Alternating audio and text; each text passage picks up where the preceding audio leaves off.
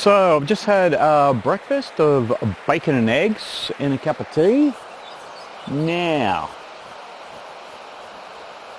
it is time packing up all this gear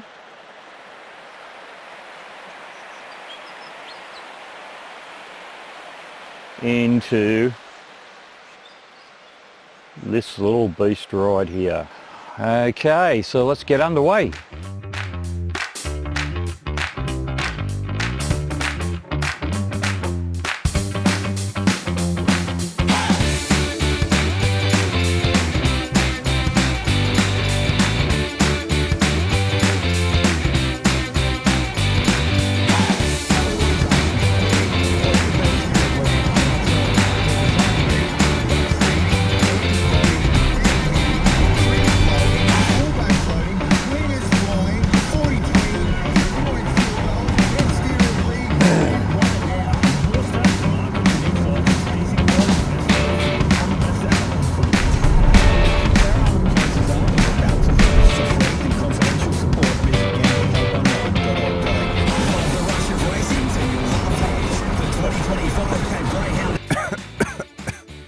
2 hours later.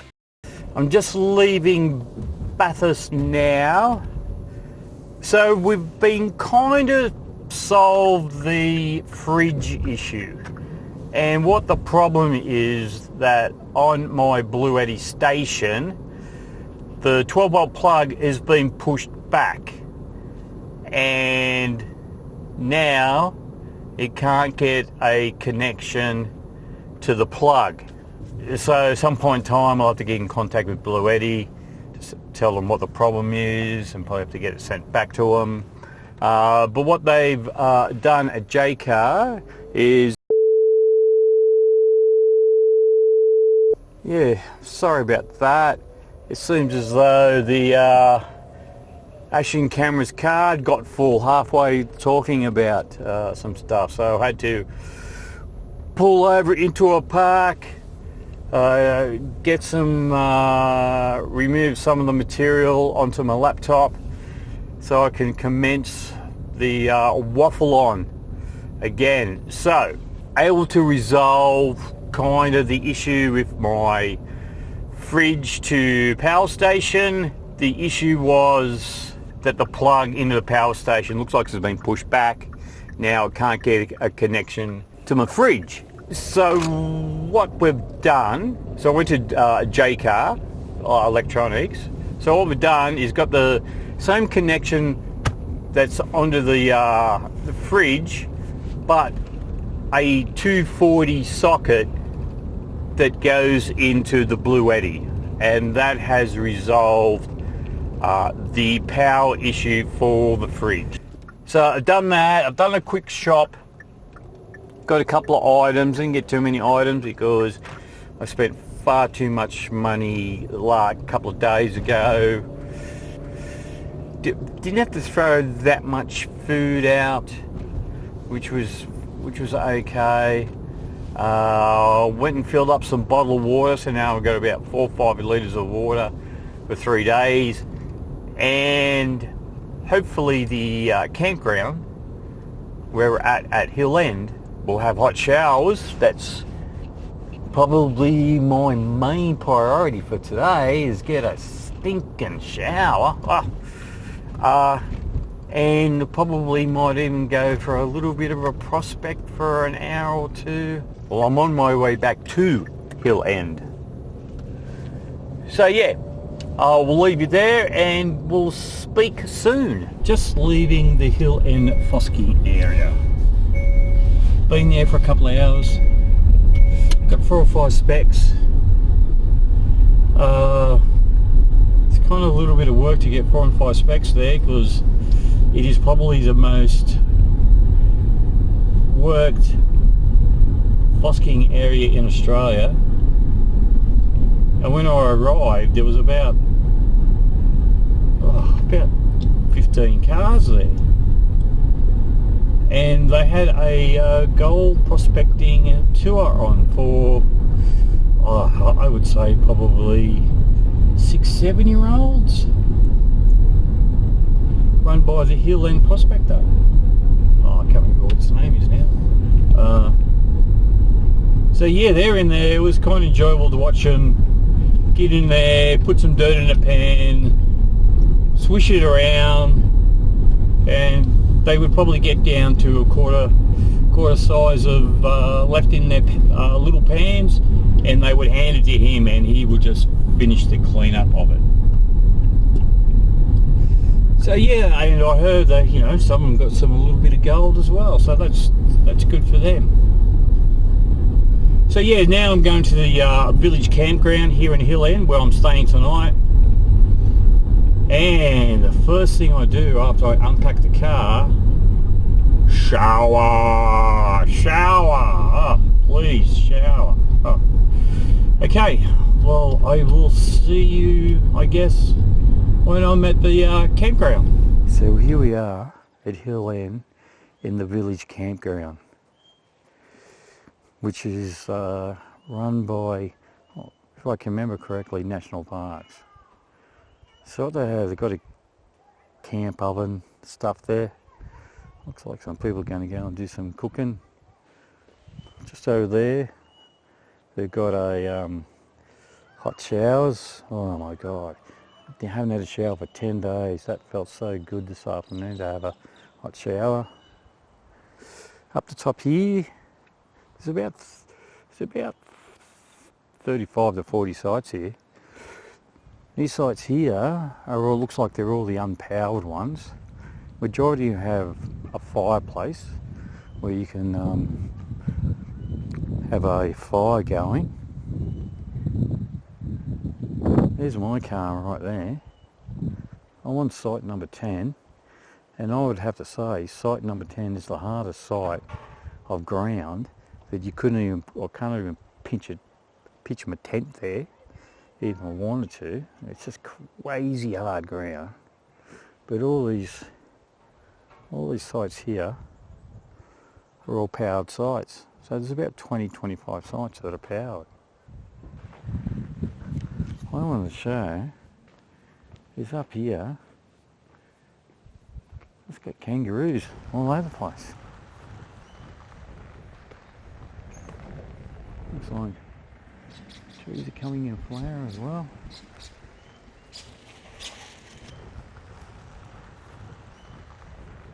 A couple of rosellas there.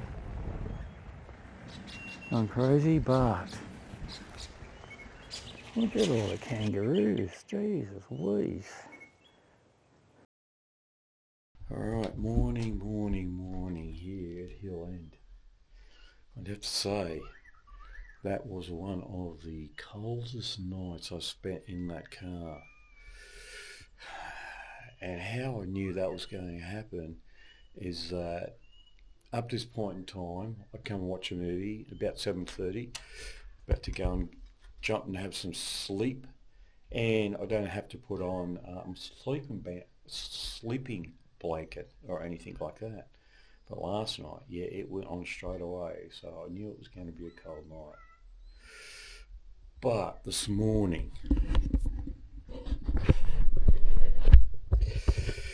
just up here in the so-called kitchen area, and I'm about to cook up some nice wheat bix and a hot cup of tea to get me underway. So I'll get that fired up. Going to be another beautiful day here in Hill End, and yeah, we'll see. It's going to be a very, very cruisy day. Yeah, so let's make some food and work out what we're going to do.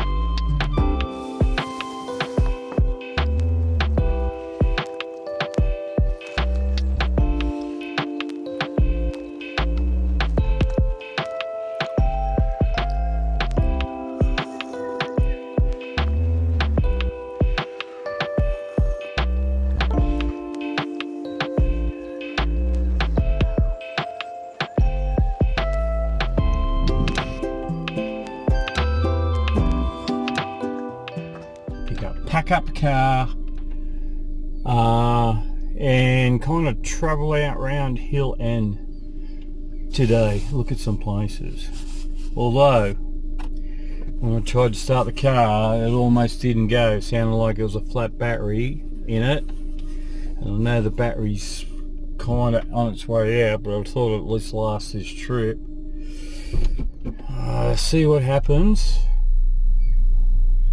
and if it starts to sound like it's just struggling, I'll have to go to Bathurst or maybe Mochi. I'll see which is closer. Alright, so the first place I'm going to have a look at is the other campground that's located in Hill End, which is Glendora Campground. And yeah, I'll just have a look at it and see what it looks like. I've arrived at the campground, and there are some unpowered sites.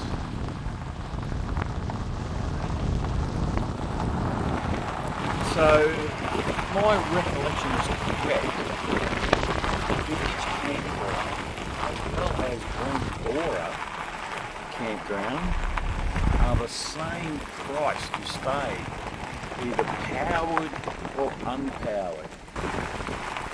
So, I mean, it's like it is there. So now we're tripping into the powered site areas.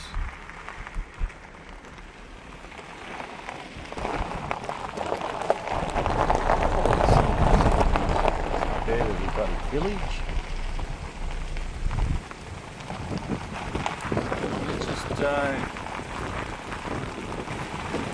I mean, if Village Campground is fully booked, I can understand why you would come out here.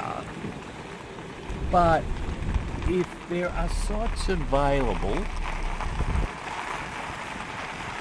I just don't understand why would you stay here. I don't get the fascination of staying here compared to the other place. Bald Hill Mine. It's only like a kilometre away from the campground. I'll go and have a look at that and see what it looks like. Then walk all the way up the top there. I mean, it's closed, but obviously it would be closed.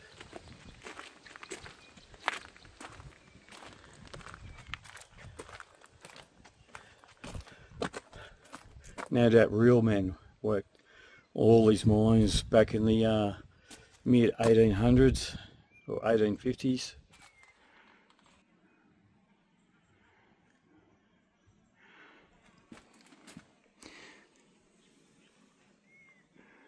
The Bald Hill Mine, but over here there's a sign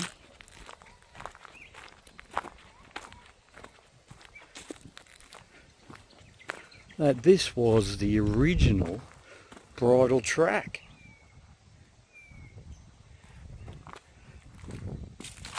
And I'm on the original bridle track. You are kidding me.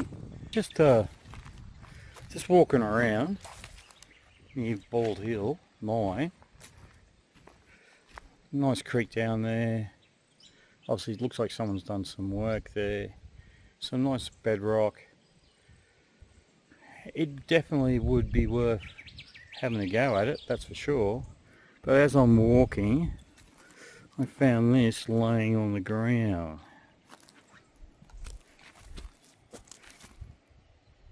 I'm no expert, and someone can let me know, but that's quartz running through that rock there.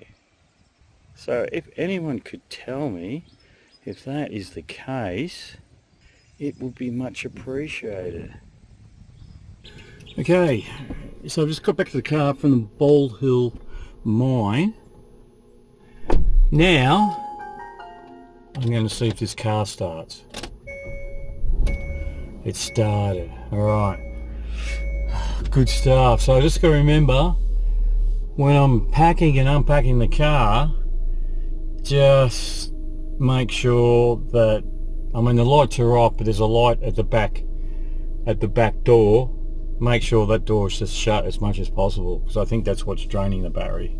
Now the next point of call I think will be what do they call them, the Golden Arches on Golden Valley Creek. Did I say Golden Valley before? Golden Gully Creek.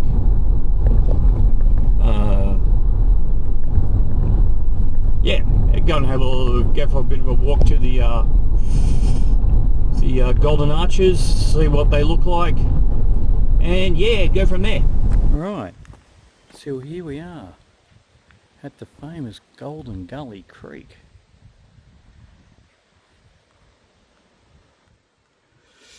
It's got water in it, so if anyone wanted to do some work, you could, and it looks like people have done some work. This is only the beginning of the walking track, so I'm going to assume that you go this way, because there are no signs saying this is the path to take. Jesus Christ, look at it, it's deep as, isn't it?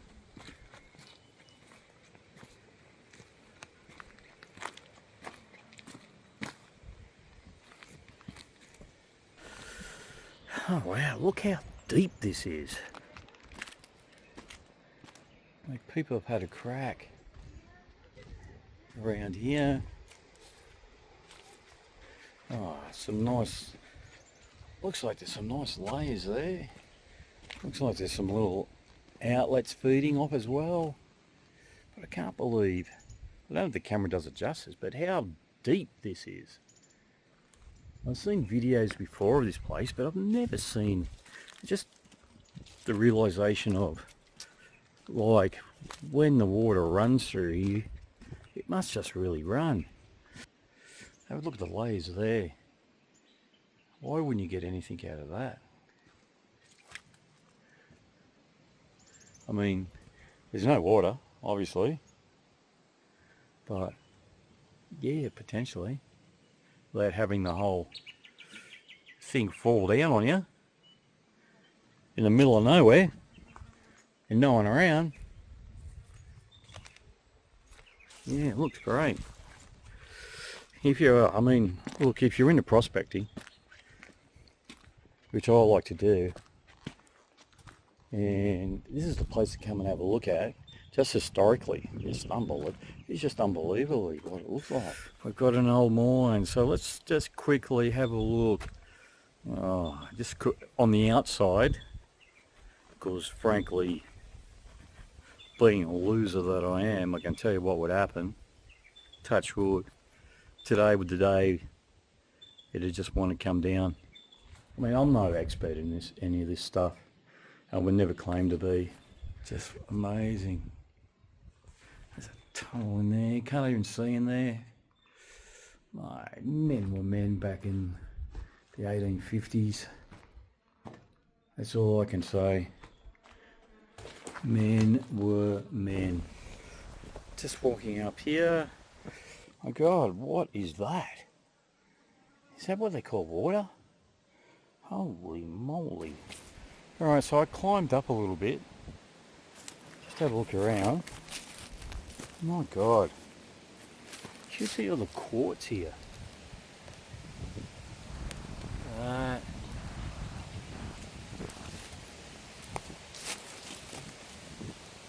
There's just quartz running all over the place, but these might be tailings of diggings or something. Looks nice. That's for sure.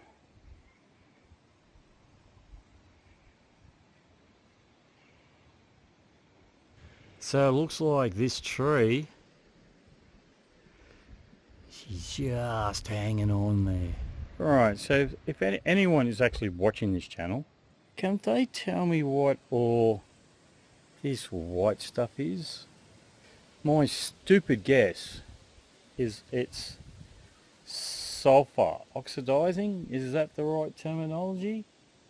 I don't know, but anyhow. If someone could explain to me if anyone actually watches this, why do I see YouTube videos out there showing people prospecting, where there's a sign saying no fossicking, digging or collecting at all? Alright, I'm back at the car. Let's see if this bad boy's going to start up. Alright, in the car. Let's see if this car's going to turn over. Come on, you good thing. Yes! Yes! Okay, so I was travelling along Hill End Road, and I've stopped on the side of the road where I could, between the Golden Gully Walk and Tambura, and I found a little spot that's obviously been worked before, but at least it's got water in it. So what I'm going to do is probably do half a dozen pans, just have a bit of a play around and see how things go. So just went for 3 or 4 pans. Got a couple of little specks, but my heart's just not in it really today. So but it looks as though, in my wisdom, I have lost my little snuffer bottle which gets the gold out of your pan. Yeah, that had